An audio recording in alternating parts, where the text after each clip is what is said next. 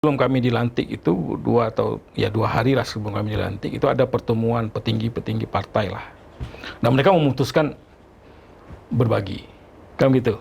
Dan waktu itu saya sampaikan sanggahan. Waktu pertemuan itu saya hadir dan saya sampaikan kalau ini terjadi, ini akan berdampak buruk bagi partai, saya bilang. Surat arahan menurut pimpinan DPA ini boleh ikut boleh tidak gitu. Tapi diterjemahkan oleh pimpinan di level wilayah bahwa ini harus dijalankan gitu. Karena ini penutuh bilang bahwa rela, ini kan bukan persoalan rela tidak rela atau ikhlas tidak ikhlas, kan gitu.